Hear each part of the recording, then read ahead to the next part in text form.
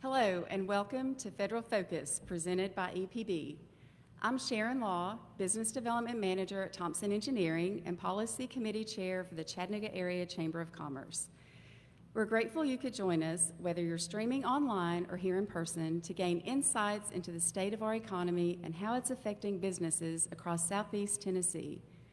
We'd also like to thank the city, county, and state delegation representatives in attendance. Please stand up and be recognized.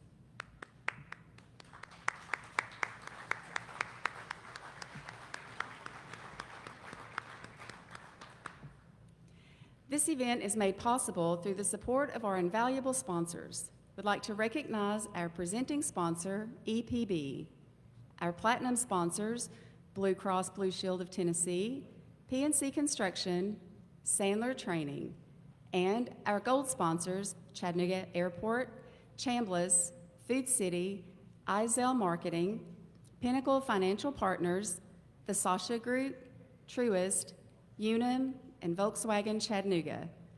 Finally, thank you to Sound Force and their entire production team, as well as First Watch for the wonderful coffee and Apple Spice for catering this wonderful breakfast.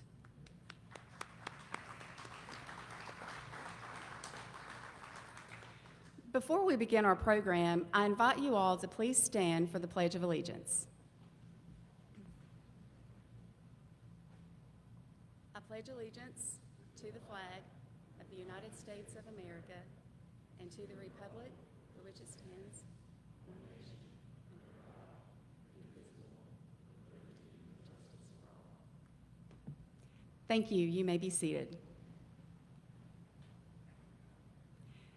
Now it is my pleasure to welcome today's moderator, Justin Furrow. Justin is a shareholder at Chambliss, Bonner & Stoffel and chair of the Chambliss Labor and Employment section. Justin is a longtime member of the Chamber's Public Policy Committee and served as chair for several years. Please welcome me in joining one of the coolest golfers I know, Justin Furrow. Thank you, everyone, and thank you, Sharon. When we rehearsed this yesterday, I thought that was a really major accolade, but she explained she only knows one golfer, so here I am, apparently the coolest only golfer she knows. I'm happy to be here. Thank you all for being here today. It's an honor to moderate with such an esteemed panel and with this crowd. I've been on the Chamber's Public Policy Committee for a little over 8 years now, and I've really seen it transform, not because of me, but because of the Chamber staff and the good leadership at the Chamber over the course of those 8 years. I watched the Chamber and its staff pivot in the time of the pandemic to ensure that we were pumping out the appropriate information to our member businesses, because it was a time of legal and regulatory uncertainty. I know that, certainly being a lawyer. But it was a time when you all needed information, and the Chamber really stepped up in a big way to provide that information. I've also seen a major shift over the last 8 years in the relationship we have with our elected officials. It has been a very intentional effort on the Chamber's part, particularly the Public Policy Committee led by Justin Grainert, to increase and foster a better relationship with our delegation for, again, our member businesses, so we can ensure that we are being proactive in responding to your needs and making sure that Tennessee, our local government, and our federal government are as business friendly as possible. But I know you all didn't come to hear me. My mom pointed out that when she got the invitation to this event, it was kind of like, which one of these is not like the other one? You have all these esteemed guests, and then there's my picture at the end. But when we rehearsed, they told me not to read off the teleprompter, so if I say pause for laughter, that's where you all come in. But in any event, good job. So it's my privilege to introduce today Senator Bill Hagerty. Senator Hagerty was elected in 2020 to his first term representing Tennessee in the United States Senate. He has a long history and many accolades as a member of the Senate. He's on the Banking, Housing, and Urban Affairs Committee, Foreign Relations Committee, Appropriations Committee, and Rules and Administration Committee. He's a lifelong businessman. Senator Hagerty started his business career with Boston Consulting Group. He served as the Commissioner of Economic and Community Development in the state of Tennessee and as ambassador to Japan. Senator Hagerty doesn't know this, but he and I have something in common. We're married to wonderful women named Chrissy. He and his wife Chrissy are both active in the civic and charitable community in and around Davidson County, with many organizations that are near and dear to their heart. Please join me in welcoming to the stage Senator Hagerty.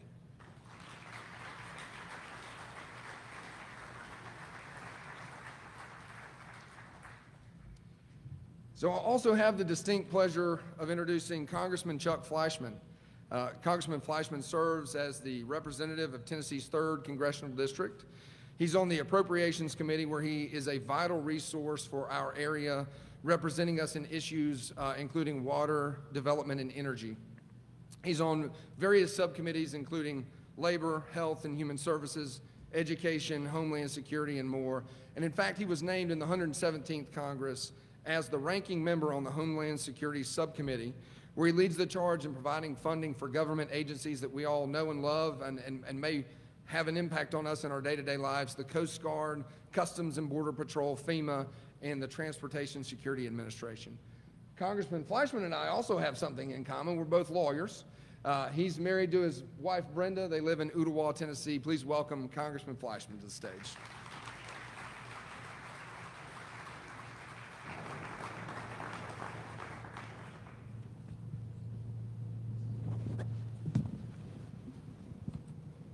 So we're going to start with our little Q&A session. We're going to go Senator Hagerty with you first.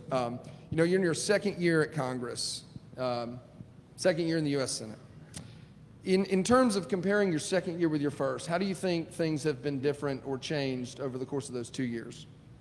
Well, if I look back to this month a year ago, August of 2021, Afghanistan had just fallen. I was in the midst of what I'm doing this month, which is my annual economic development tour. I had to cut it short. I went to the Memphis airport, and I flew to Europe. I met with our ambassadors at NATO from Turkey, from Italy, from Great Britain, and from Germany.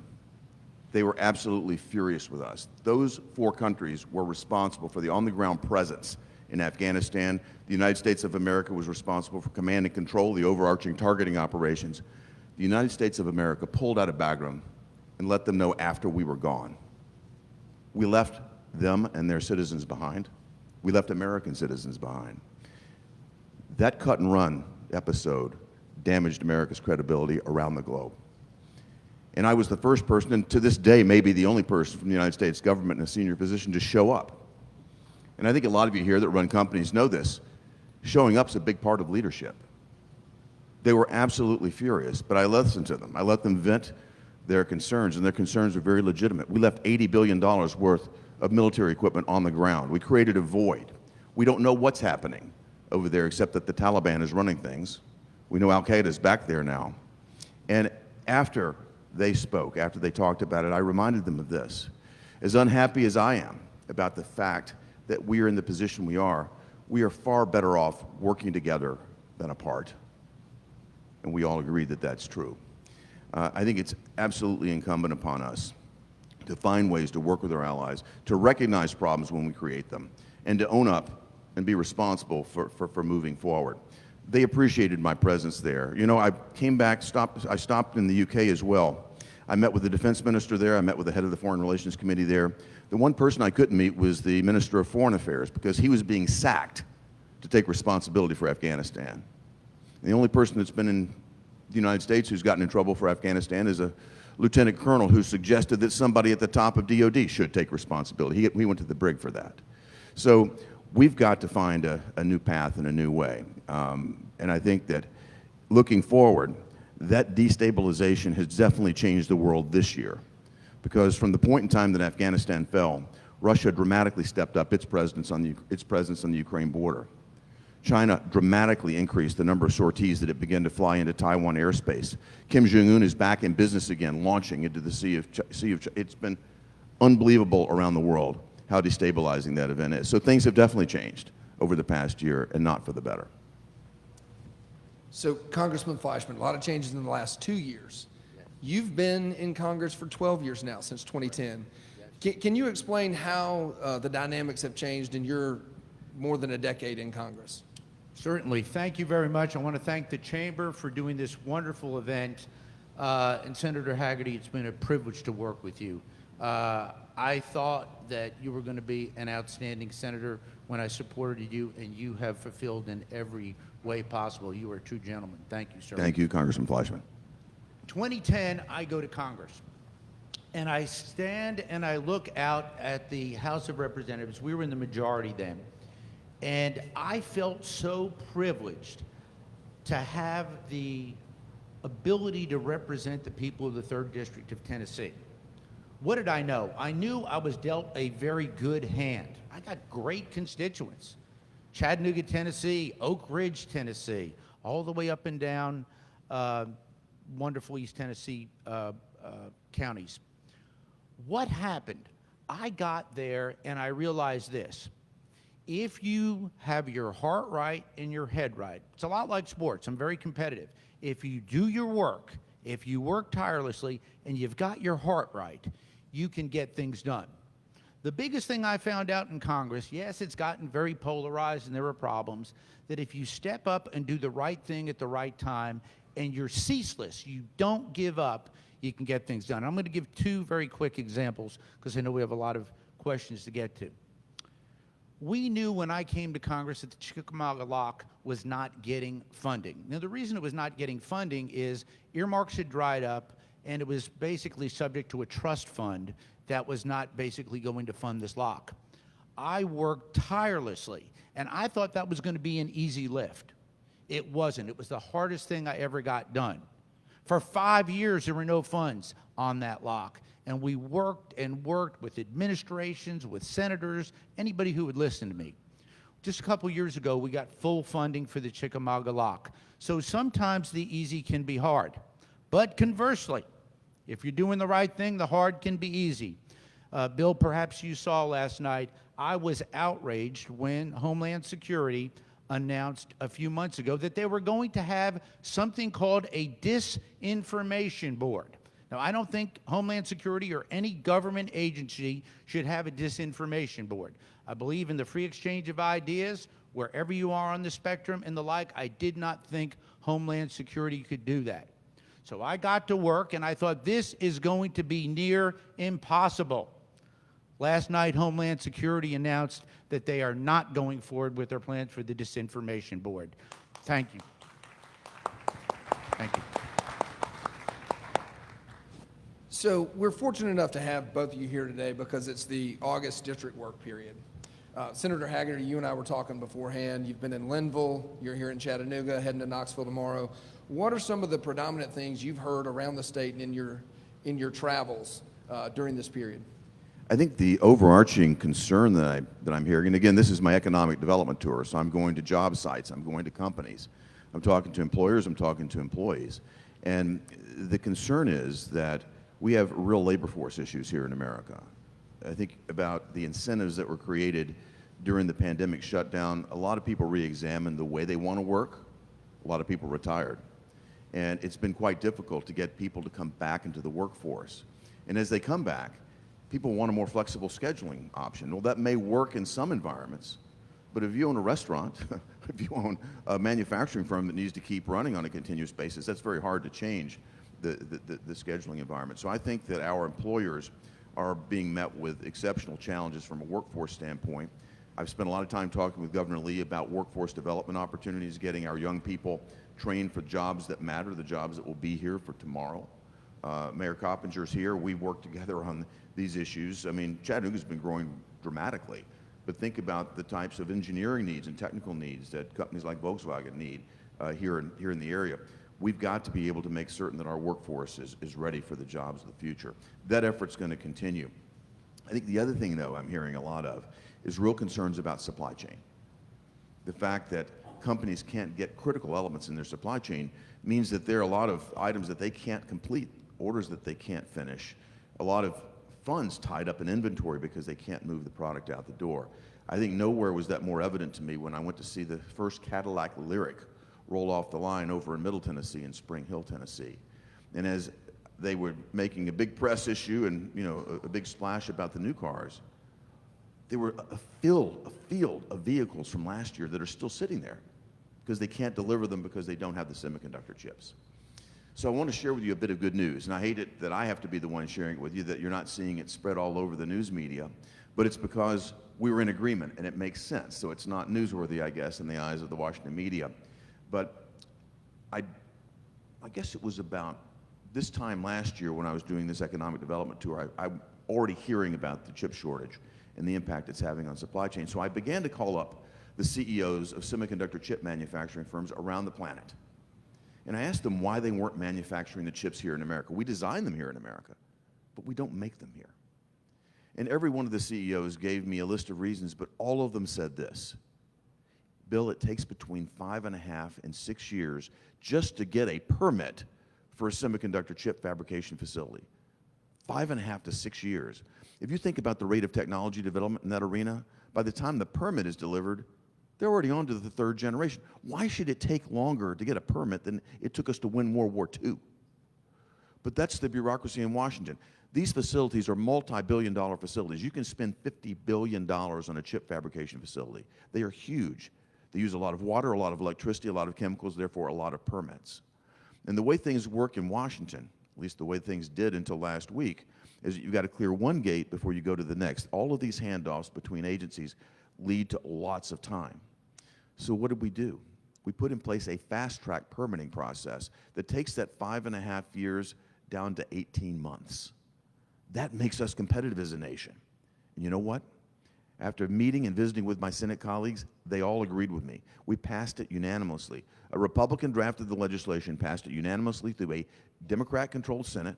We passed it through the House of Representatives with Congressman Fleischman's help. We had over 300 votes in the House. Again, a Democrat-controlled House. It wasn't an easy fight. The environmentalists came after us for reasons that I still don't understand. But the president signed that bill just this past week. We will be competitive as a nation again to attract semiconductor manufacturing to our shores, making those supply chains stronger, more secure, making America a better economy.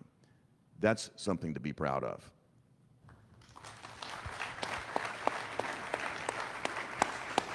Congressman, I know you've been traveling the district this month. What are you hearing as you go up and down the eastern part of Tennessee? Thank you for that question. Obviously, I live in Hamilton County, which has 350,000 residents. The new 3rd District will have all of Bradley County and a total of 10 counties. One of the great things about it, and one of the reasons I do serve, is because I'm an optimist. But I'm also a realist. So listening to managers of plants, going up and actually speaking with line workers on the line, there are concerns out there. First of all, clearly inflation. That's one of the issues that has been on the minds and actually in the real world for hardworking East Tennesseans. But there's a genuine concern about the way in which our country was going. Now, there was in 2010 when I was elected. That is genuine wherever we go. Having said that, I want to go out and spread a message of hope and optimism and the like, and talk about the things that we've got going for us, not only in our great state, but in our country. Just this week, I was in the West Side, and I spoke with folks that in a community, some of which had given up hope. And I don't want any American, regardless of where they live, if it's in inner city Chattanooga, if it's in rural America, and when I represent a lot of rural counties, or if it's in a more privileged area that is done well economically, like Chattanooga or Hamilton County, or Oak Ridge, where we have $7.3 billion of investment, and we're leading the world. Think about that. We are leading the world in supercomputing and materials research, in fission and fusion research right up the road. So what am I hearing? I'm hearing concern, but what am I spreading? I think that's probably the better thing. Spread words of optimism. We can be down and we can address things in a negative way, but when you go in and we speak with people who really believe in this country, and I'm going to say this, new legal immigrants to this country, I've met several in many of the factories, outstanding men and women, and guess what? They love the United States of America. They want to share in the American dream. They don't want socialism. And if they can believe in this great country, we can basically go back and have that type of a renaissance as well in our hearts and our minds. So thank you. Senator, you heard the congressman mention inflation. It's an issue across the nation and in Tennessee as well. What are some ways that you think Congress can help blunt the impact of inflation on the general public? Well, the biggest driver of inflation are policies coming out of the current administration. And it started on day one of this new administration when they came in, basically killed the Keystone XL pipeline, forbade drilling on federal properties, whether they be offshore or onshore, re-entered the Paris Climate Accord, which basically ties our hands and puts us at a huge disadvantage relative to where we were. You know, we were energy independent. Gas was at $2.11 on Election Day, November 2020. We are far place from that right now. The Europeans love it, right? Because they were at a disadvantage. Their energy policies have already gotten them into trouble. But I tell you who loves it even more. That's China and India. China added more more coal-fired energy plants last year than ever before. So as we take ourselves out of the equation, other countries just step up with even more polluting resources than we take offline. So that one move to wage war on the domestic energy industry here in America had the effect of raising energy prices on a global basis. These are global markets. Inadvertently, I don't think the Biden administration intended this, but inadvertently, that price increase has funded the entirety of Vladimir Putin's defense budget that is used to wage war on Ukraine. We are subsidizing Vladimir Putin's budget because of the massive price increase that he's been able to experience and benefit from. And in the meantime, we've seen our nation go through massive inflation because every good that we sell in America has to be moved, except now diesel fuel's above $5 a gallon. You know, you think about energy cost up in the Northeast, more than double. You think about fuel oil, things of that nature. People in Tennessee have to drive to work. You know, our costs have been elevated dramatically, but if you look at the core of it, it has to do with our energy policy. I think that is the most obvious thing to turn right around and fix, because what we did from the beginning from January 2021 to this point is we've sent a message into the marketplace that if you invest in the oil and gas industry in America, you're not going to get any return on that investment. So refineries aren't being invested in. Exploration is not being invested in. Pipelines aren't getting permitted. So therefore, they're not getting the investment. We are becoming weaker as a nation every day, and inflation is going higher as a result of it. That's the most obvious fix for us. And that's where I'm going to remain focused, is to try to get us back to a point where we can be energy independent again. I'm not against any energy source. I want America to be at the lead for everything. I want nuclear. What an advantage for us right here in Tennessee.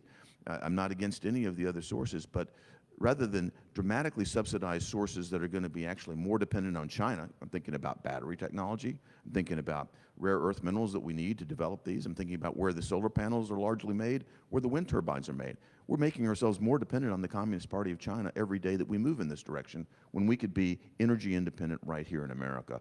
So I think that should be our primary focus to address inflation. It also will make us more secure as a nation.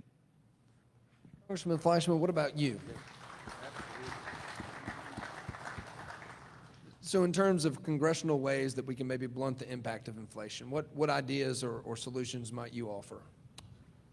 Well, first and foremost, I think we need to take a look at where the Federal Reserve Board is. We have more of an advisory role in terms of what we can say, but one of my concerns was I think the Fed rightfully had to raise interest rates and probably will have to do that to curb inflation. The administration, which I disagree with on a lot of issues, was finally candid about the fact that they got knocked back on their heels on the inflation issue. Treasury Secretary Yeltsin basically said, look, we didn't see it coming soon enough and we reacted to it too late. And I think that's accurate. I think what we need to do is basically make sure that the Federal Reserve stays in its lane. What we've seen, in my view, too many times, including with the Fed, that they will venture outside their lanes into other areas that might be better well left, and I think are better well left for either other government agencies or governmental bodies like the legislature. I want them to focus on the money supply and those issues because it's so critically important that they get the fiscal part of that right.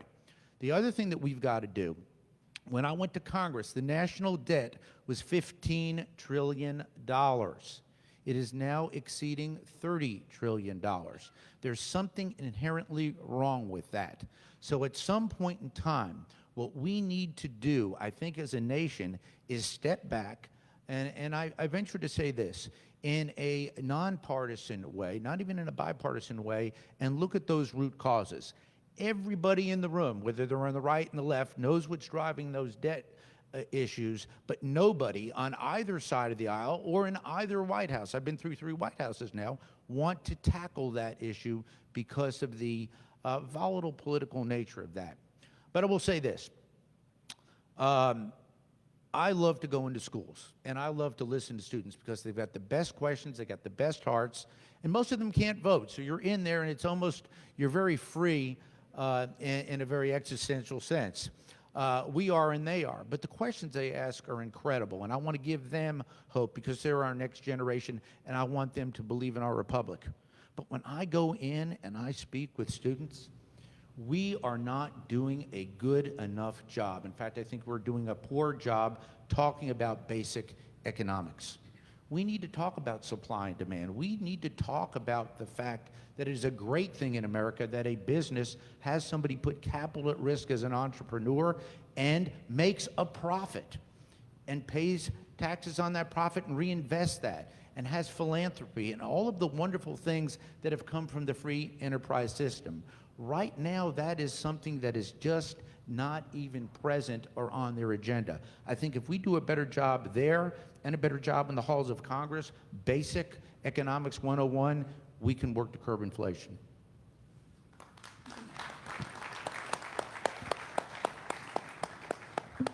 Senator, you talked about the CHIPS Act, and that's something that the chamber was very much in favor of.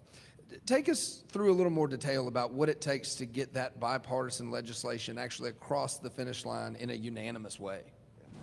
Well, my legislation was unanimous in the Senate. The CHIPS Act was not. It took a lot of work to get that done, and frankly, I was not one of the initial people that was in favor of it because of the size of it. The fact is, nobody likes to subsidize industry. You know, no one likes to pick winners and losers. The problem that we've got is we don't have a level playing field. China's doing subsidization, Europe's doing subsidization. If we want to compete, we've got to acknowledge that reality. But I came on board with that legislation. As I told them, it was clear they had the momentum to get it passed. But I said, this legislation, spending $52 billion of taxpayer money to subsidize these industries, only makes sense if we can do it rapidly.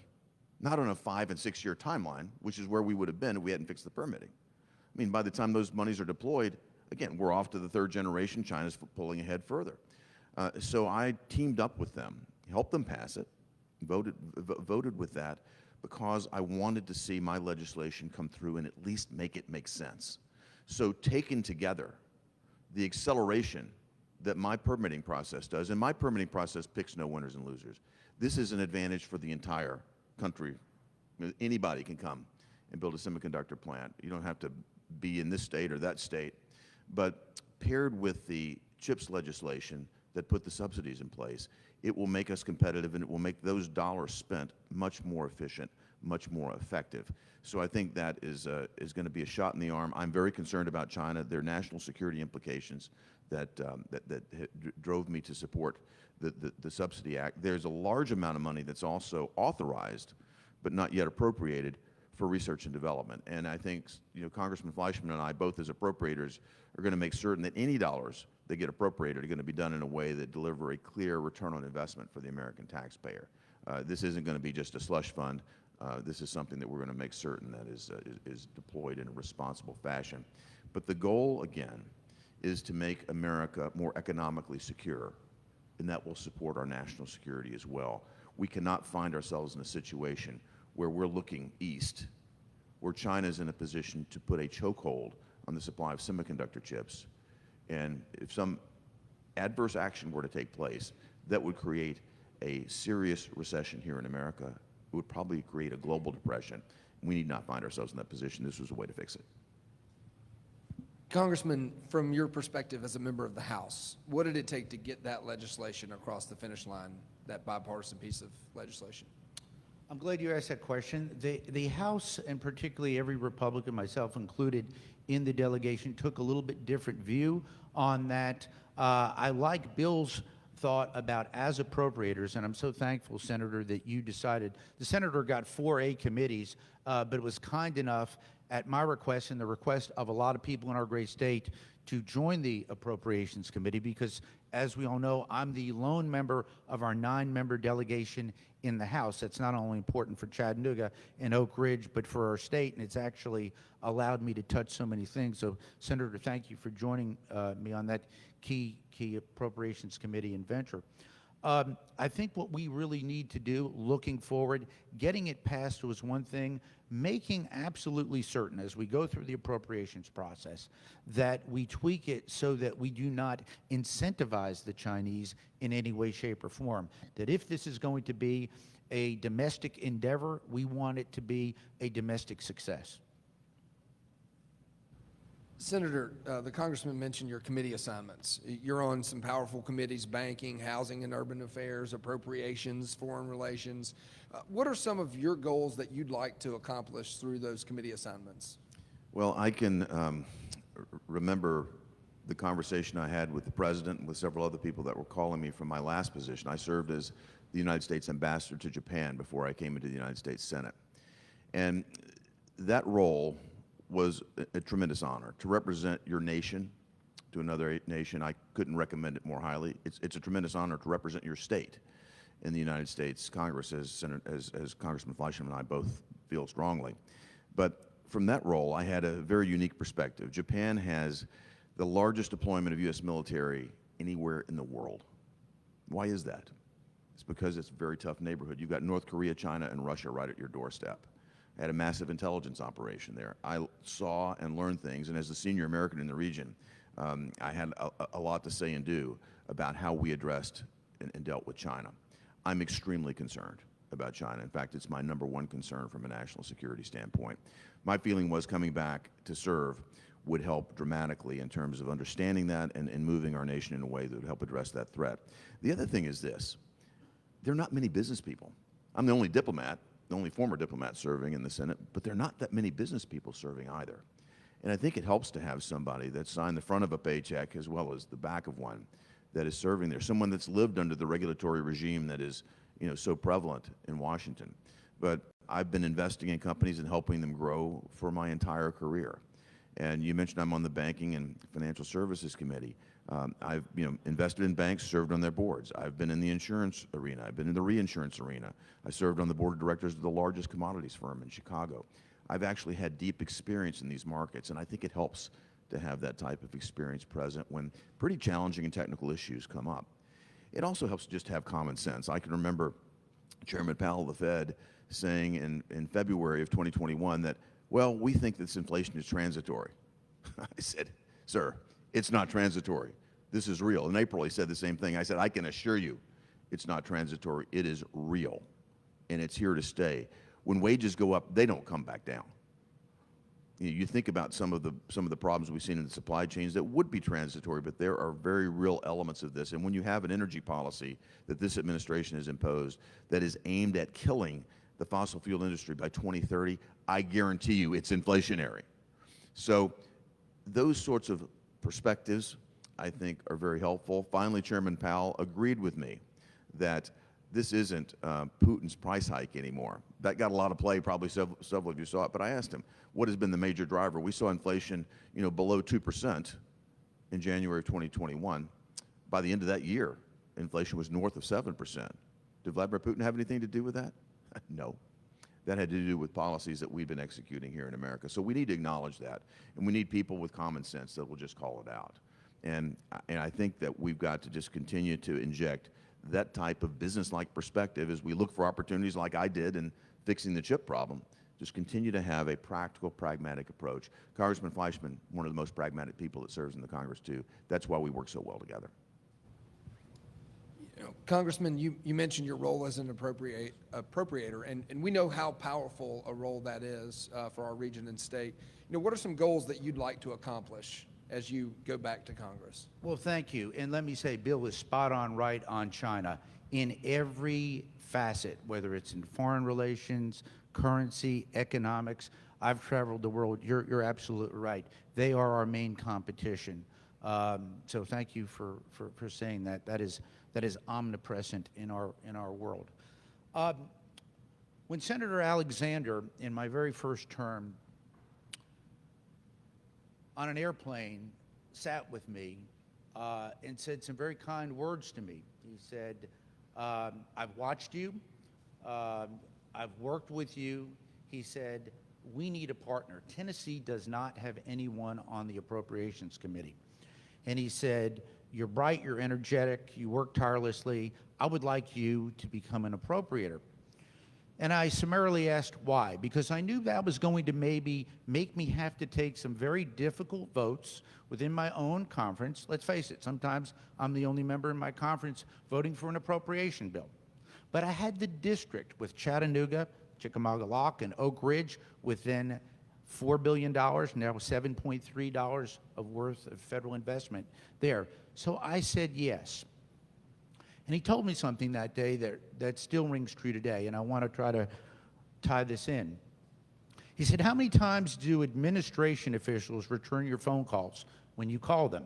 Well, I summarily told the senator, never. And I was telling him the truth. He said, you go on the Appropriations Committee, and I guarantee you they will call you back that day. So then the late, great Senator Baker was still alive, and he was a constituent up in Scott County. I went to see him. And he said, Chuck, there's two things in the world I don't understand.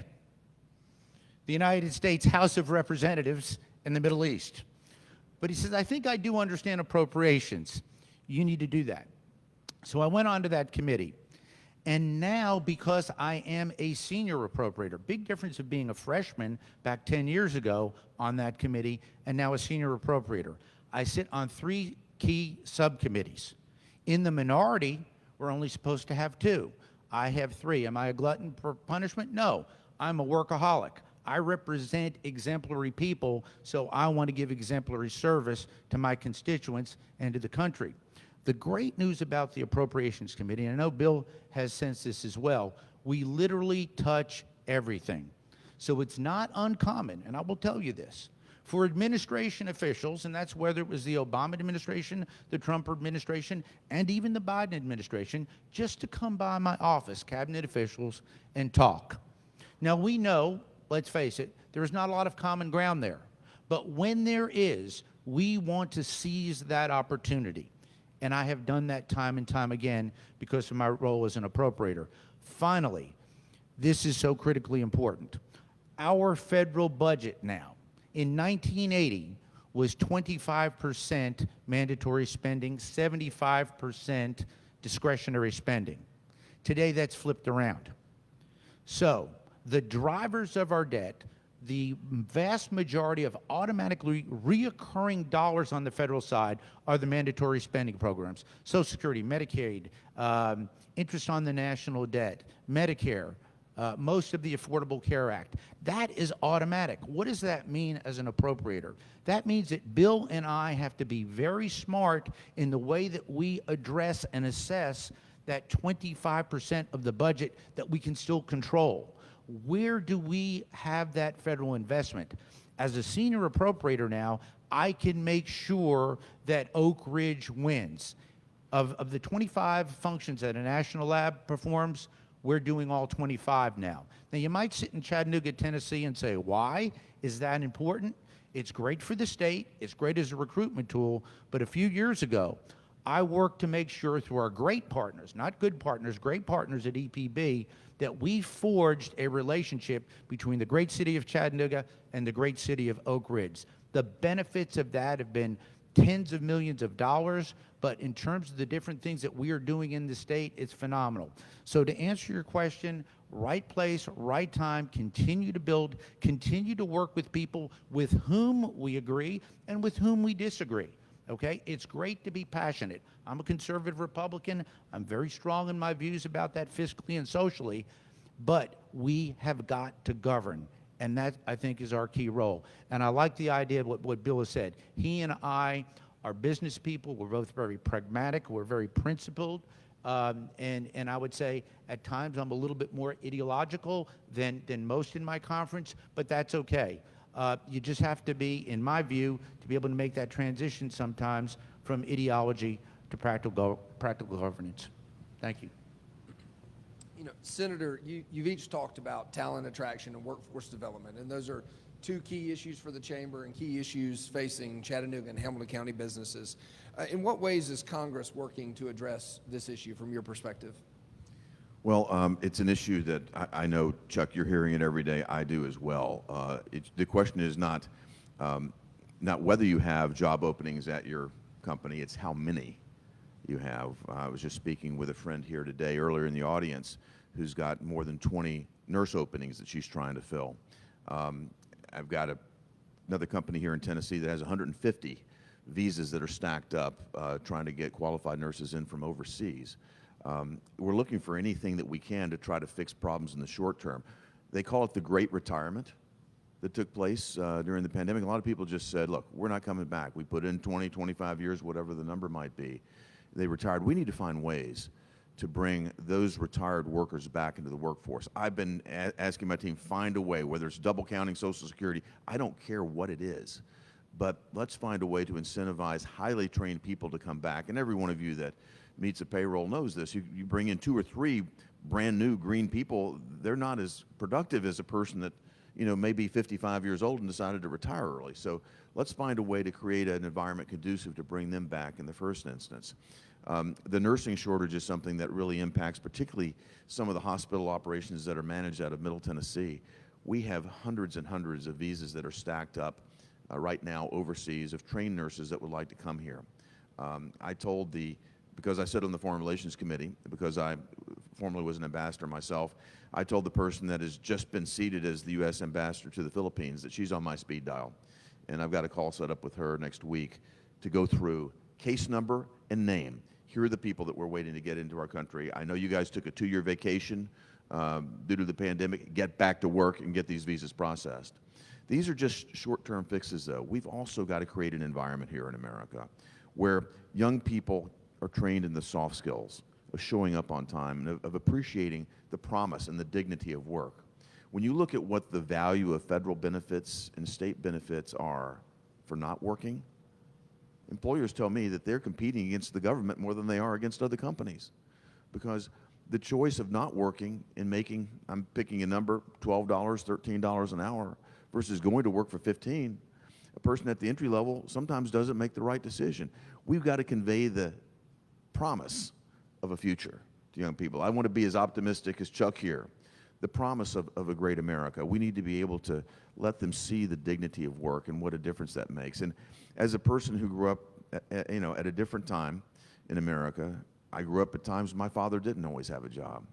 I can tell you from firsthand experience, having a job, having a good job for a family fixes so many other social ills. And I think if there's one thing that I can do serving the United States Senate, it's to continue to create an environment here in America where we're the best place to invest capital in the world. And when that capital investment happens, that begets economic growth, it begets good jobs, that will make our nation stronger.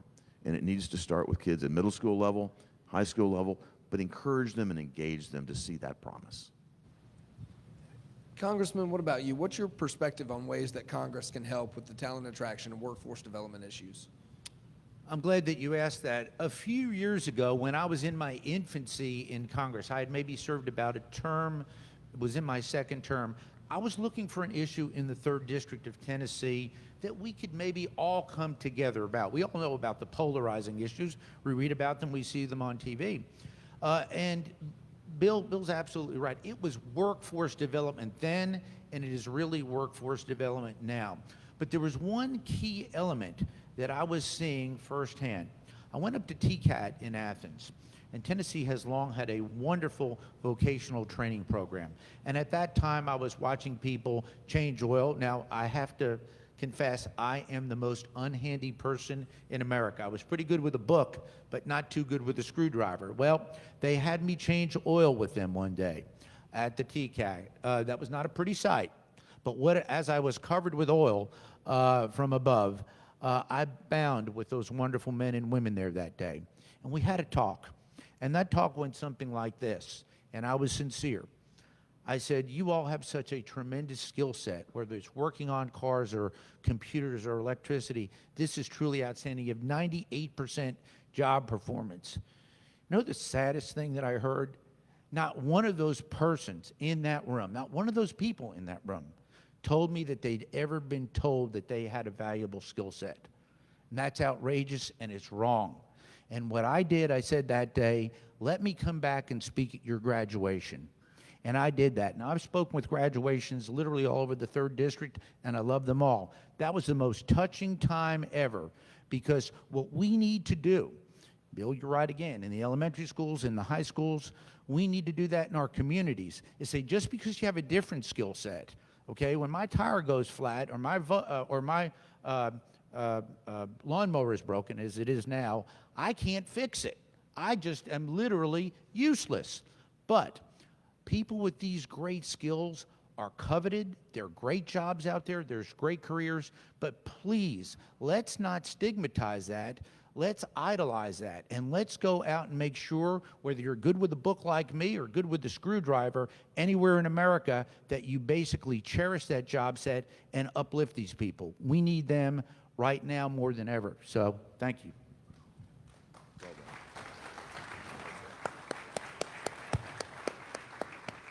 So, Senator, we talked a lot about policy. Congressman Fleischman just mentioned being good with a book. So for the last question today, I'd like to know, what's the best book you've read in the last year? I'll share that with you, but I'd like to say just one thing, if I might, before I go to that. I had the great privilege of serving our state as the Economic Development Commissioner. I know many of you from that role. Jim, we worked so closely together on a number of things, and I worked with Congressman Fleischman then. But I just want to underscore what a privilege it is to represent a state whose economy is doing so well. It's precious, though, and it wasn't always so. When I came into my job as Economic Development Chief in January of 2011, I want you to remember this. Tennessee's unemployment rate was above the national average. Our wage growth and our GDP growth were below the national average. Tennessee was in the bottom half of all the metrics. We were handed a $1.6 billion budget shortfall, a budget deficit that we had to address. And by the way, the budget that I was handed from my department had been expended 130%. I didn't know you could do that in government. A business person coming in, like, how in the world did that happen? But we turned things around, and we turned it around fast. I restructured my department. I eliminated over 40% of the positions in that department. And I changed the structure. Rather than have everybody sit in Nashville in the ivory tower dictating how things should happen around the state, I sent a team into the field. We went to a regional structure so that our team could be working with local leaders and with local companies to help them figure out how to expand and grow. And then I started flying all over the world. 4 years later, when I left that job, Tennessee had the unprecedented position to be the first state ever named the State of the Year for Economic Development 2 years in a row. No other state had ever had that happen. When I left, Tennessee was #1 in the nation for creating jobs through foreign direct investment. And if you look at where we are now, Governor Haslam, Governor Lee have continued that. Tennessee is at the forefront of having a great economy and having great economic figures and great growth. We did it here in Tennessee. We're going to keep doing it here in Tennessee, and it is such a privilege to represent a state like this. So I just want to say thank you to all of you for working with me back then and for giving me the opportunity to represent you now. On to the book. This is a book that I first read when I was 23 years old. I was eventually sent out to work in Asia and came to appreciate it as I reread it again when I was about 28 years old. I lived in Asia for 3 years, and that helped me understand a lot of what was happening then. It's a book that I gave to my oldest 2 sons when we moved back to Asia when I went to serve as the ambassador to Japan. It's a book that my oldest son came to me last summer and he said, Dad, he was working on a project having to do with assessing what China was doing with regard to the Taiwan Strait. He said, Dad, it's all in here. It's a book that I just reread again about a month ago. It's a 2,500-year-old text. It's called The Art of War by Sun Tzu. And I would recommend anybody in business read it. Anybody that's interested in what China is doing right now, read this book. It'll take you just a couple of hours. It's about this thin. But that's the book that I've just finished reading, and I would recommend it to everybody here. Congressman, other than the lawnmower repair manual that I know you're reading, what's the best book you've read in the last year? Well, thank you. And again, Senator Hagerty, thank you for your tireless work, cooperation. We have 2 great senators in our state, and you have really, I want to tell everybody this, I have a lot of friends in the Senate, many of whom I've served with previously in the House, and just some new friends that have gotten there over the years. Senator, you are doing our state proud. Thank you, and God bless you. Reading. I came to this job, thank goodness, with a very strong Christian faith. It has actually gotten stronger. So I looked at that question. I've been reading the Bible an awful lot lately, and I need it. I really, really need it. And that has been really a strong source of inspiration for me because the world is a dangerous place. We have seen, and I have seen, and sadly been actually present at some events that were literally horrific in nature, in root cause, and the like, in a very broken world. So, having said that, I do want to say this. Jim Coppinger, I want to thank you for your outstanding service as county mayor, sir. It's been a privilege to be with you and serve with you.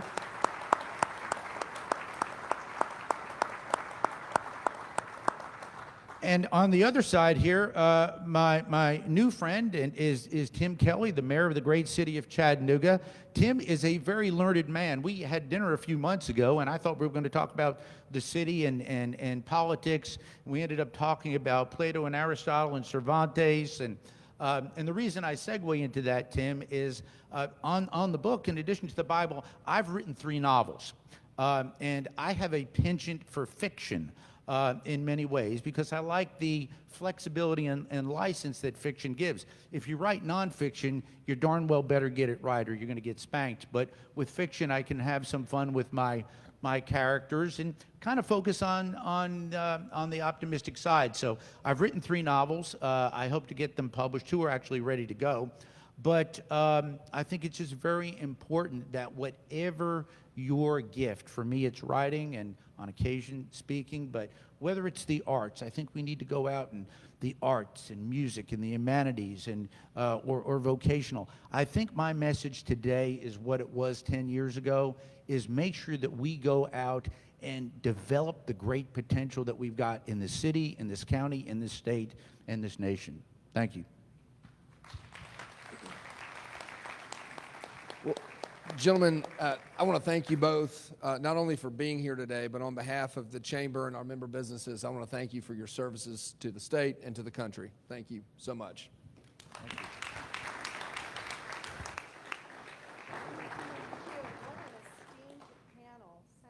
you. Thank you so much. Congressman Fleischman, thank you. Justin Furrow, thank you. So appreciate you imparting your wisdom, your thoughtfulness with us today, your statesmanship on behalf of the great state of Tennessee. Thank you so much. All right, y'all, so we have a couple minutes. We want to highlight a couple special people to us today. So first of all, as Justin Furrow shared, he has chaired our Public Policy Committee for 5 years. He's served our organization very boldly for over 8.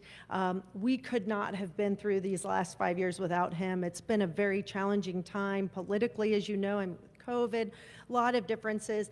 Myself coming on board, bringing Justin Grainert on board.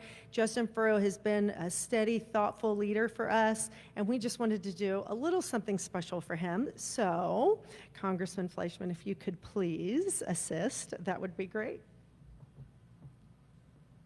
Thank you, Christy. I talked about getting dealt a good hand earlier in my remarks. I was dealt a great hand. Part of that is having the best chamber of commerce in North America. Christy, you all are outstanding.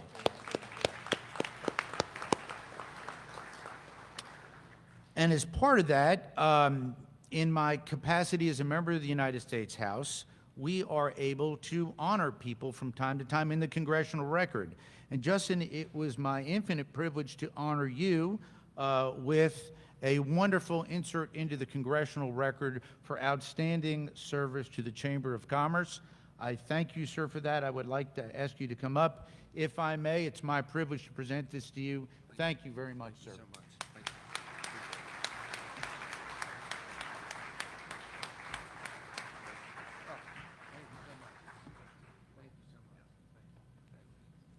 And thank you. Yes, Justin. Thank you. Appreciate you so much. Again, we could not do what we do without the leadership of phenomenal volunteers, so thank you. Thank you so much.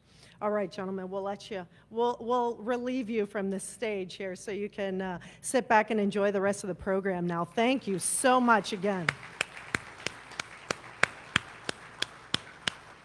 Okay, at this time, I'd like Mayor Kelly to join me on stage.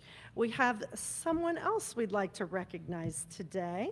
So Mayor Kelly and Mayor Coppinger have worked together here for a year and a half now as our co-mayors of our great city and county. So, Mayor.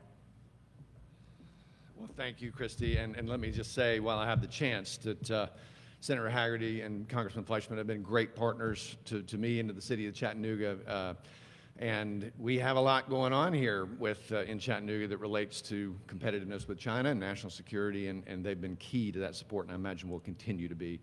So thanks, gentlemen. I really enjoyed the talk. But that's not why I'm here. I'm here because today is about, for me, honoring a key pillar in our community, and that is my friend and my closest partner, Mayor Jim Coppinger. This is.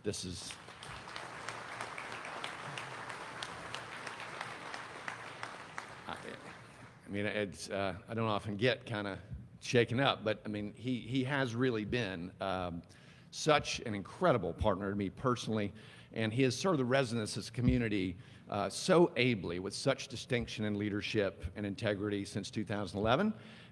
He has championed key issues to this community with remarkable wisdom and insight, from public education and workforce development to leading us through the COVID crisis in a very, thoughtful and wise way. And of course, he literally has been the best friend to business. And as a business person, I appreciated that. But he understands that if we're going to change this community, it's going to be through creating wealth through business. And so, Jim, you will be remembered, no question, as one of our community's finest, our ablest, most ethical, and hardest working leaders. Your ego was never in the picture, and never one day did I ever see you seeking credit or attention for your hard work. But today is about giving you just a little bit of credit, because you absolutely deserve it. So I am thrilled today to declare today Jim Coppinger Day in the city of Chattanooga and present you with a key to the city.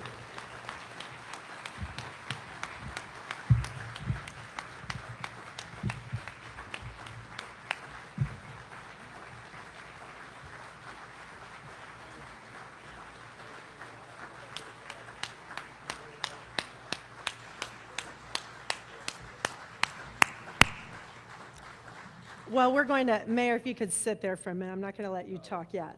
I have a few things I want to say, too. So while we take a few photos of these two wonderful gentlemen, I just wanted to add a few more comments from the Chamber's perspective. Again, our two mayors work in concert with us on a regular basis as it relates to expanding economic opportunities for businesses. Whether it's expansion projects or relocation projects, they're always ready for the call. If Charles calls, if I call, they're ready to meet with us. But we really are just privileged today to honor Mayor Coppinger, who has committed his life to public service. As many of you knew him when he started off in North Chattanooga during his football games, right, for Hickson High School, leading them to victories, or during his 28-year career, right, and serving as a firefighter and as fire chief for 8 of those years, right? Regardless of how you came across Mayor Coppinger, you know he has been a man of integrity and of focus, and for doing what is right, the right thing to do, the right time for the right reasons on behalf of our community. But you may not know it was not his lifelong ambition to serve as mayor.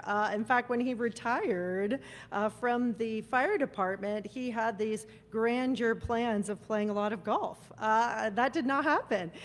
Instead, when Charlotte Vandergriff was planning to retire from the commission, he was surrounded by people encouraging him to run. And then, of course, when Claude Ramsey, as the mayor likes to say, had his midlife crisis and headed to Nashville, that was another opportunity for the mayor to again rise to the occasion and the call. And that really opened up the opportunity for mayor for him. And he served as only our third chief executive, our county mayor, right, since the 70s during our constitutional convention. And so if you've worked with Mayor Coppinger at all, you know he will talk about his leadership team and the people who work alongside him, right? Making it clear that people don't work for him, they work with him. He cares about economic development and education very passionately. That's become clear because education leads to economic development, and they are intrinsically joined, and he believes that in the core of who he is. And under his leadership, we have announced 220 projects.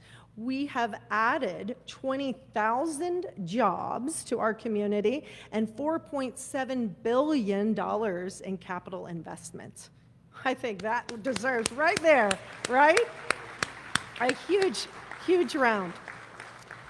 And his vision has called for a significant investment in schools. He rallied our community's leaders and fought for it.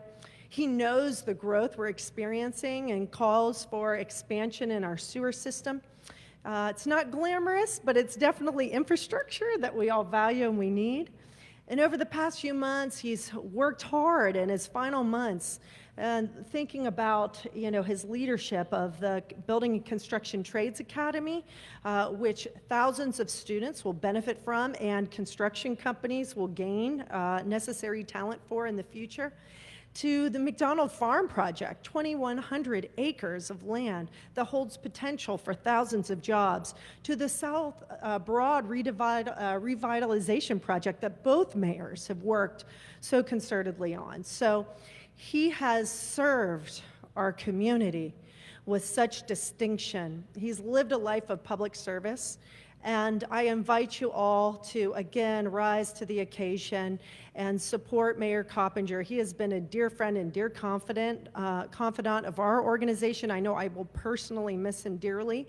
And again, please join me in, again, honoring our amazing Jim Coppinger.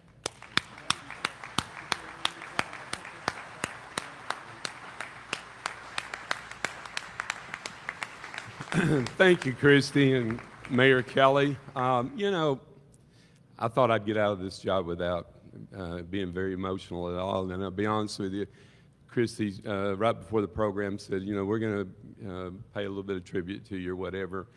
And, reluctantly, I was like, well, it's too late now. I'm here. But I've been trying to avoid all of that because it really is about a team. I want to just start by saying, to Senator Haggerty, who he mentioned several times, the opportunities that we had to work together, and what an honor and a privilege it's been to work with him, as well as Congressman Flashman. It's always good news when these guys will take your phone calls, and they're willing to give you your cell phone numbers, even as they move up the ladder. To the Chamber of Commerce and to Christy Gillenwater for her leadership, can't tell you how important that's been during my tenure. We've had a number of serious issues that have come up, and it's always been of interest to me to know what the business community, and you got about 2,500 members. So, from time to time, always calling on the chamber and saying, would you mind going out and, for lack of a better term, polling your members to see how they feel about, different issues, particularly as we went through the pandemic. And so thank you all for the ones that participated. To my dear friend, and he truly has become a friend, Mayor Tim Kelly, this city is so blessed to have his leadership. I brag about him often, particularly when he's not around. I don't want to build him up too much when he is around. But we're very fortunate. I mean, Tim's the guy that really gets it. And the thing I really enjoy about Mayor Kelly is the fact that it's not about politics to him. And I can assure you it's never been about politics to me. And that's the great thing about local government. Local government is where you meet your people when you go to church, when you go to the grocery store, wherever you may go. You have to face the people. It's not a slur on our people in Washington or people at the state level or whatever, but in local government, the decisions you make, and they're not always popular. I don't think any of us in this room have ever agreed on everything. My wife and I agree about 70% of the time, so I wouldn't expect anybody else out here to agree with it 100% of the time. But what I've always said that really it's been so true. God really blessed me with the ability. We can sit down and argue and just be really, really upset with one another. 15 minutes later, I've moved on. I've moved on. And leaders, and I really encourage everybody to understand this because I've really seen this in Mayor Kelly, which always, points right to the fact that he's going to be a great leader, continue to be a great leader, I should say. He already is a good leader. But you can't carry those things around and make good decisions for your county, your city, your state, or even your federal government. So let's all remember that. And I say that because, again, we went through some really tough times together over the last decade. Everything from, unfortunately, we've had 3 tornadoes, all devastating, with property loss, at least 2 of them where there was loss of life. We've been through the Fallen 5 together. We went through the Woodmore bus crash together. A number of other incidences that have occurred here, whether it's flooding or other weather events. Can't tell you how many times we even budget for it now. About once a year, if you live on Signal Mountain or this township of Walden, either Roberts Mill Road or the W Road is going to fall off the mountain. It's going to keep doing that, and we have to repair it. And people don't like it when they have to take alternative routes. But we've done all this together. And lastly, I just want to say this. Everything that I've had an opportunity, and believe me, I've been in the right place at the right time a number of times. It's not been because I've been the smartest person or the most qualified person. It's just, I would like to say, because of hard work. And really, so everything that I've ever been able to accomplish has been because of a really strong team of people that's been around me. I can't see you for the bright lights. If they're not here for me to be able to once again thank them, but I want you to know that it's so important to have those people.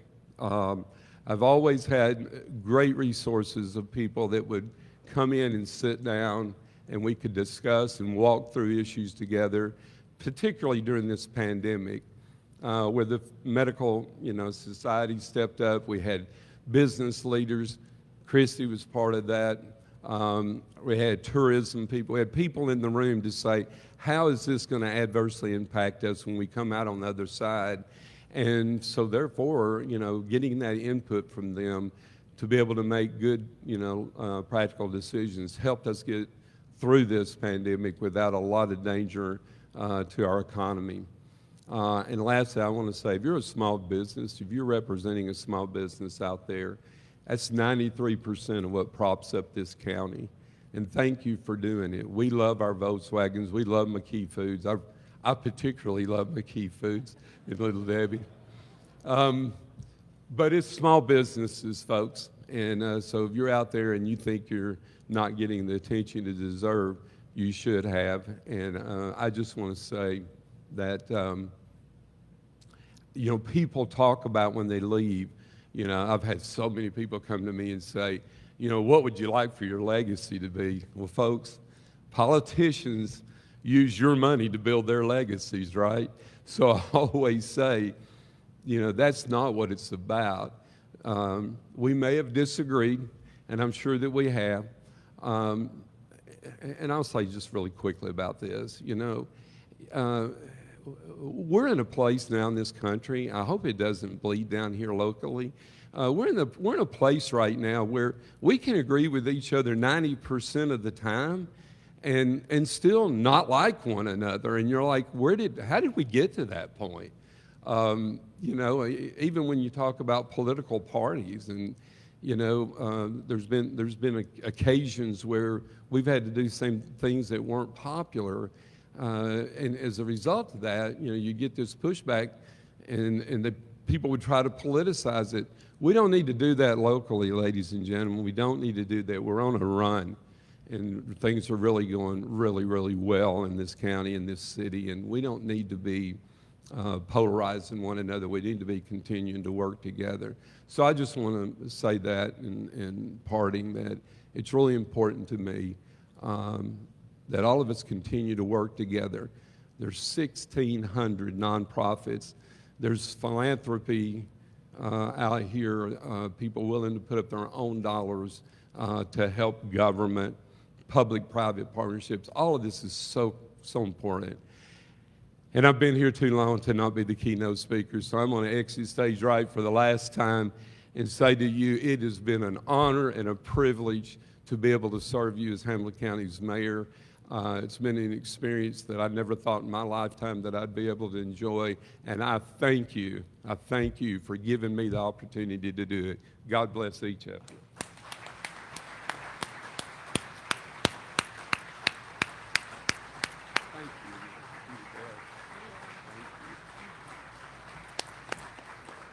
All right.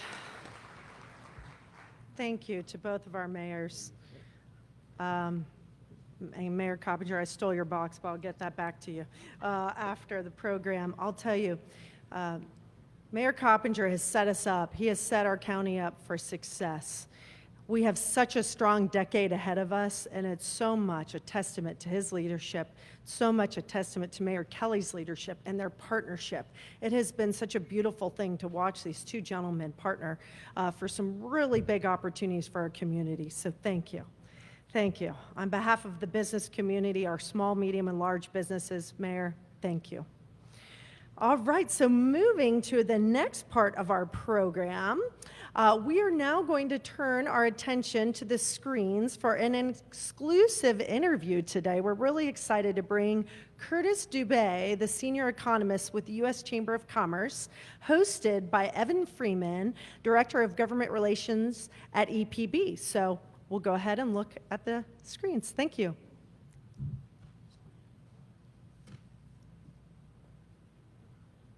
Good morning, everyone. I am Evan Freeman, Director of Government Relations for EPB, and we're so excited to have Curtis Dubé. He's the Chief Economist of the U.S. Chamber of Commerce. I'm very excited to have him with us today. A little bit about Curtis. He tracks the condition of the economy, analyzes the impact of public policy on economic growth, and runs the Chamber's Chief Economists Committee.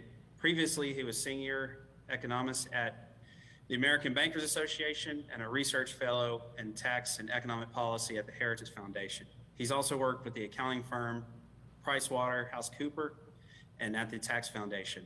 He about received his master's degree in economics from the University of Connecticut and his bachelor's degree in economics and leadership studies from the University of Richmond. He resides in Washington, D.C. with his wife and 3 children. Curtis, welcome to the panel today.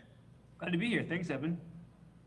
Yeah, we'll jump right in on some questions. There seems to be a lot of conflicting information going on about, are we in a bad economy? Is deflation, with it being at 40-year high right now, are we in a recession? What could you give us just a breakdown of what you think the economy is right now?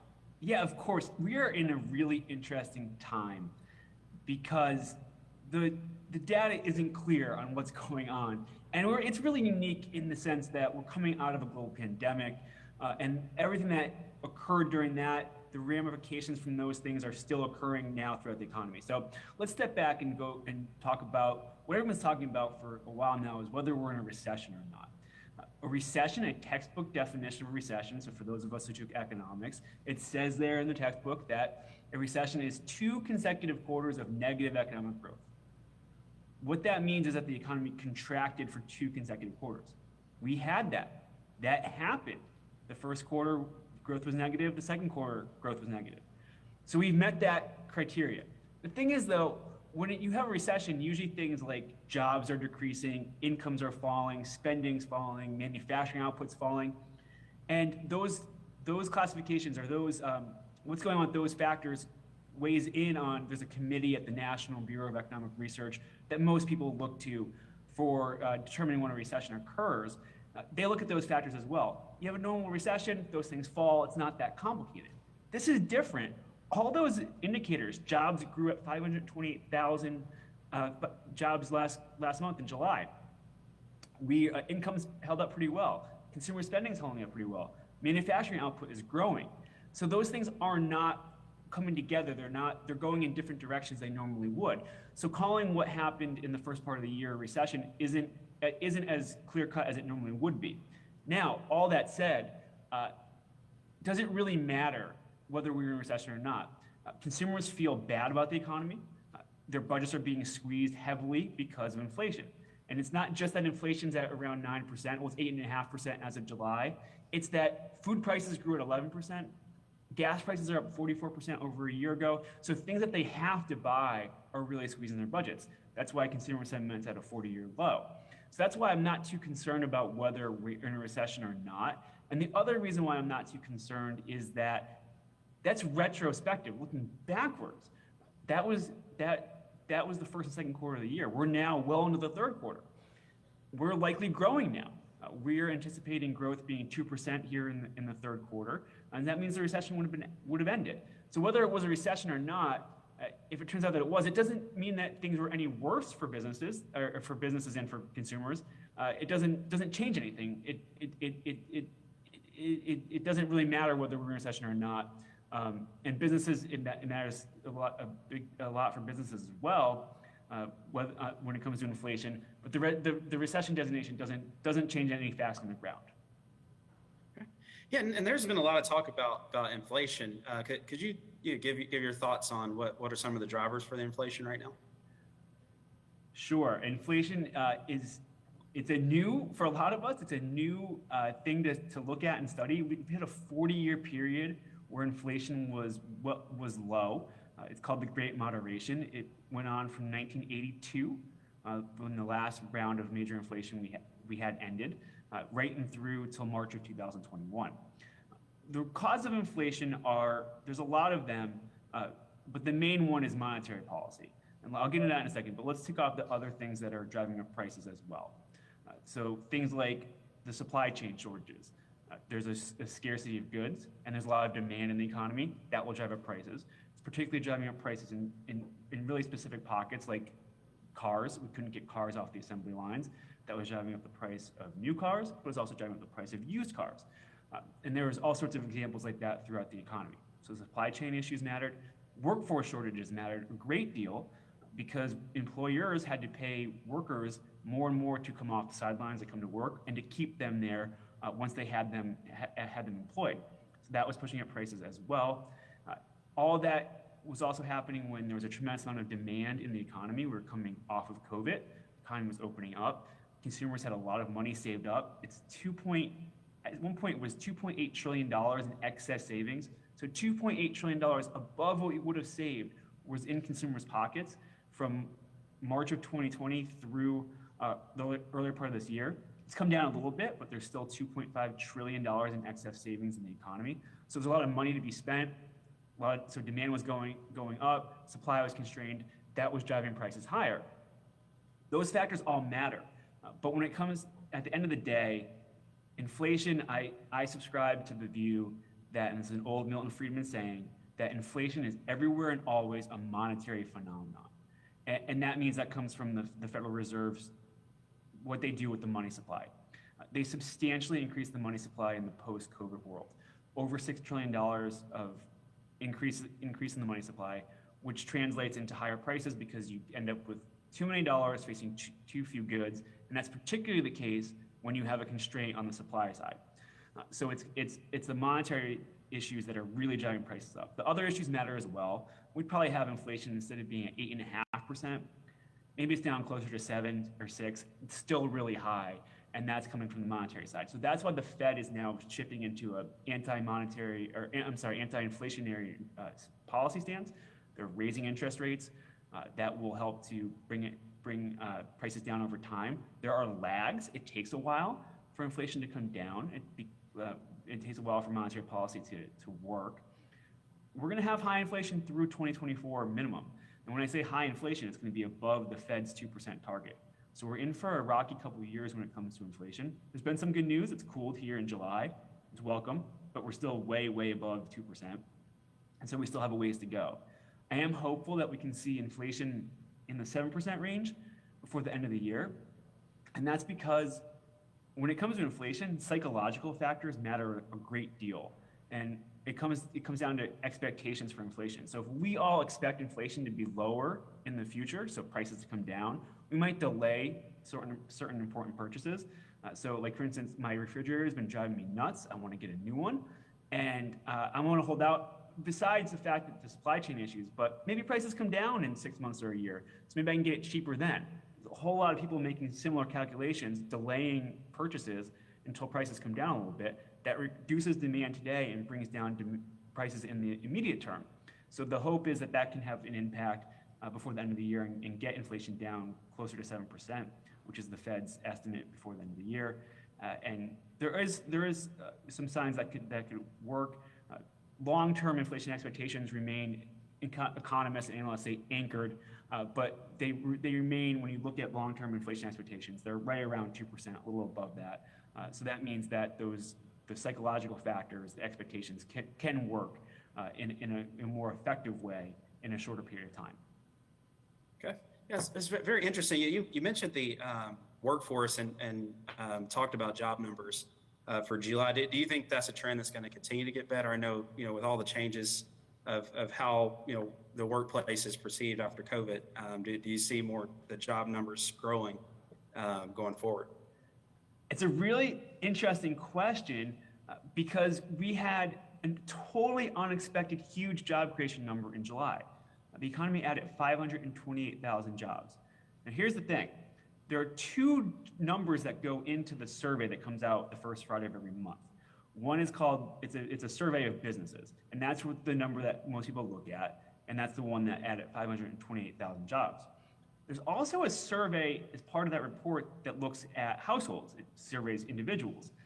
Now, job growth on that side was only 179,000, much lower than the big top line number. This doesn't usually come up because they're usually the same, or they're usually very close. It's very unusual to have them off by 400,000 jobs. I don't know what's going on. At some point, they kind of have to converge and come together. Again, back to what I said at the top, we're in a very unique, different economic environment, and we're getting these kind of one-off or unusual data points, and this is certainly one of them. So I absolutely do not expect the economy to continue to add over 500,000 jobs each month. That said, I do think we can continue to add jobs at a decent clip, which again complicates the call for a recession now and going forward if we're adding jobs. But the reason why I think we could even add jobs, even if we are into a recession, certainly not 500,000, but we can continue to add, is because businesses are so far behind when it comes to hiring. They can't meet the demand they have now with the workforce they have. They can't meet a reduced amount of demand with the workers they have. And so they know that they need to get those workers, and they're willing to pay them and keep them on staff, on the payroll, even if things are slowing down, because they know that when things ramp back up, they're going to need them there to provide their goods and services. So I am hopeful that the job creation number will remain at least positive, if not as robust as it's been the early part of this year. But it could remain positive, which again is a unique circumstance.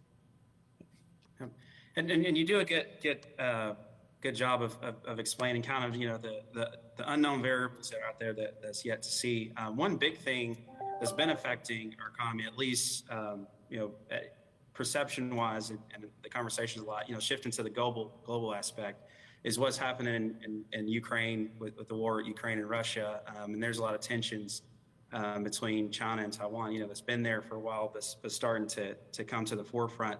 How do you think that's impacting our economy? I know from the energy side, that's something we're very mindful of, and know that has been an impact, especially the way as a country that we view energy and energy policy going forward. What are your thoughts on how that's affected inflation and our economy? Yeah, let's take this in three buckets. The first is global uncertainty, geopolitical uncertainty is always a problem, and it always creates issues in the economy because it creates uncertainty. Businesses hate uncertainty, and it causes them to hold back on planning and making key investment decisions. It also can disrupt important inputs, like we see with Russia and Ukraine, and that comes with energy, food,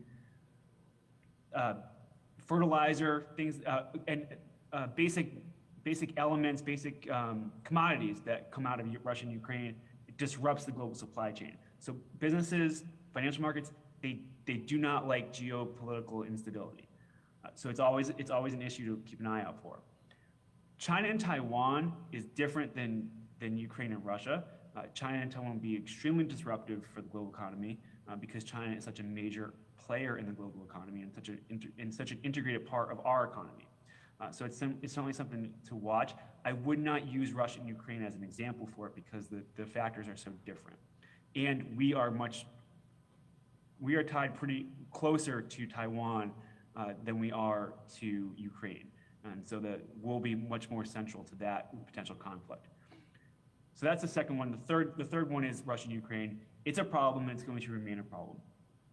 It's putting upward pressure on energy prices still. It's making food more scarce, which is pushing up food prices around the country.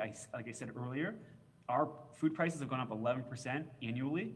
They're still well above the headline inflation number and still really chewing up our budgets.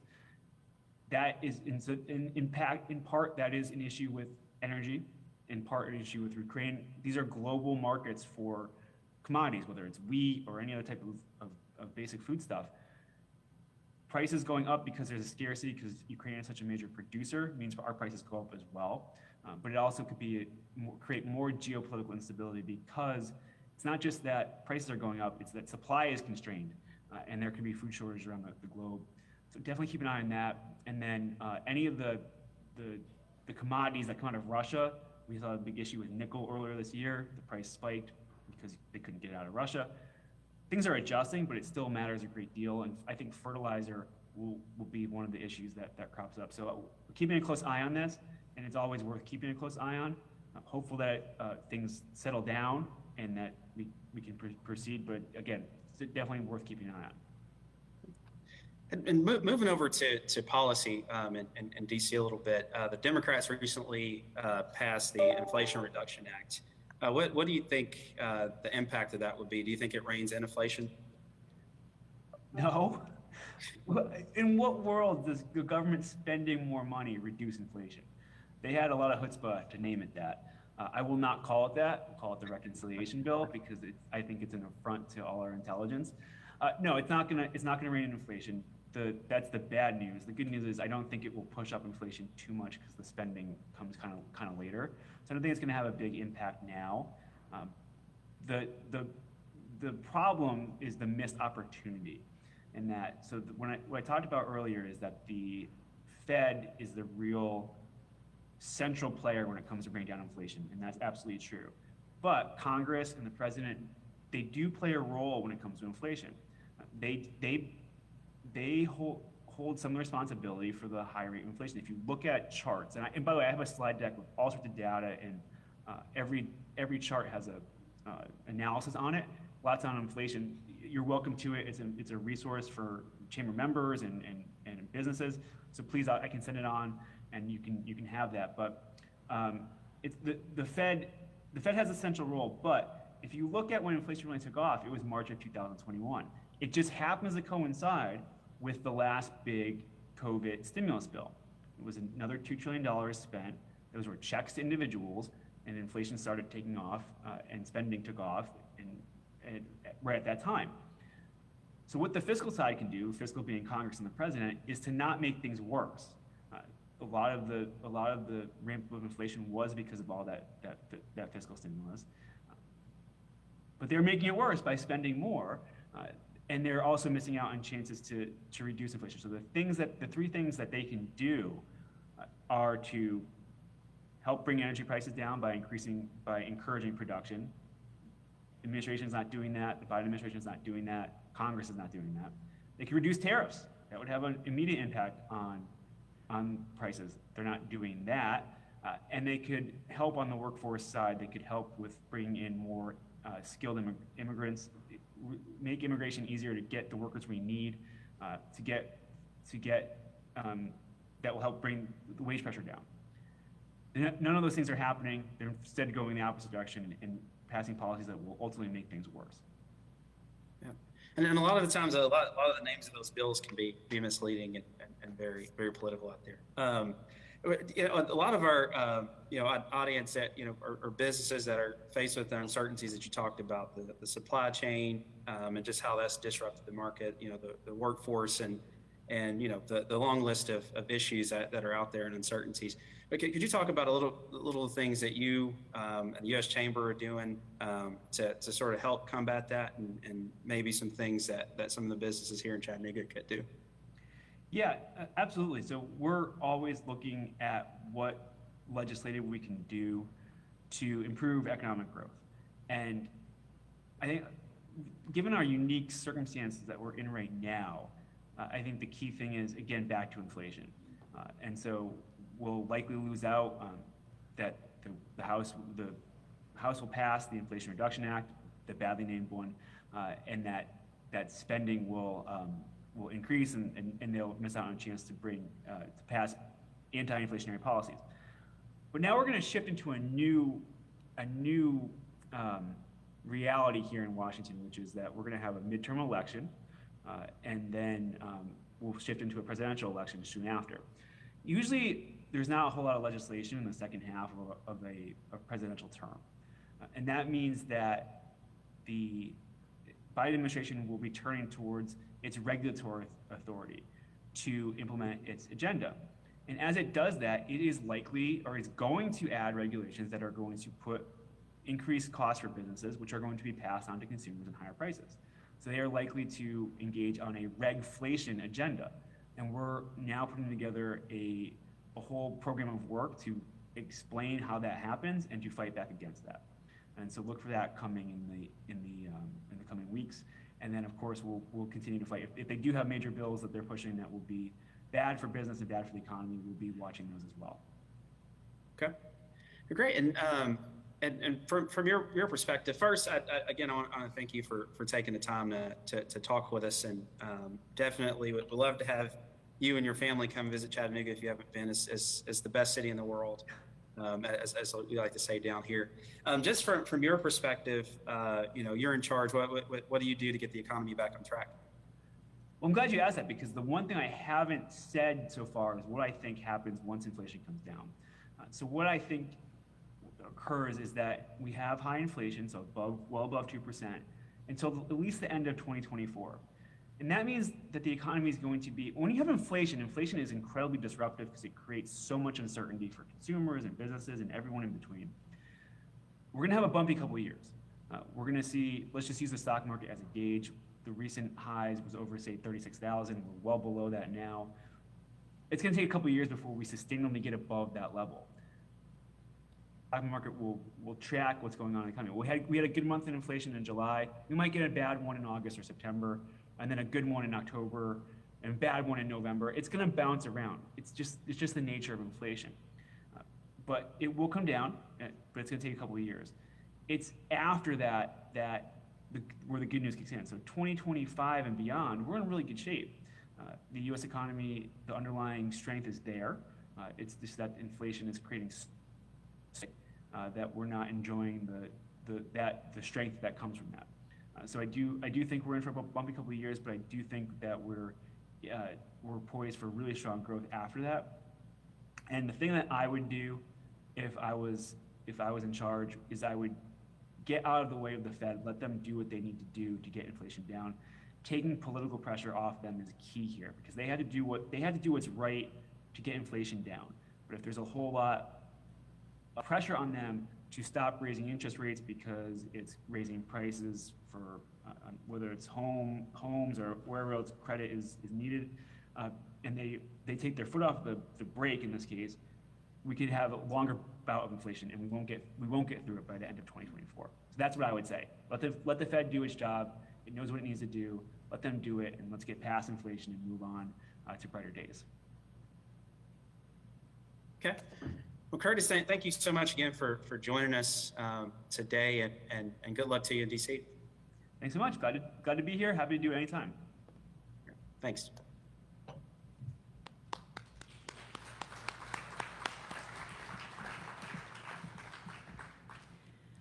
What an honor it has been to share the stage with such incredible people today.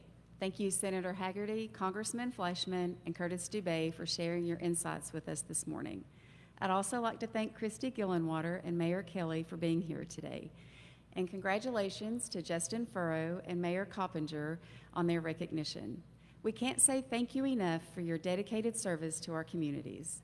As we close today's show, I'd like to once again recognize our amazing sponsors and the hard work of volunteers and chamber staff who make this all possible.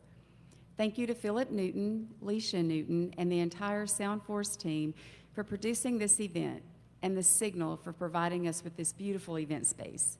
Finally, thank you, our audience, for joining us live, and to our viewers streaming online. Join us online for our Chattanooga Chamber's next signature event annual meeting on September 21st. I hope to see you all there.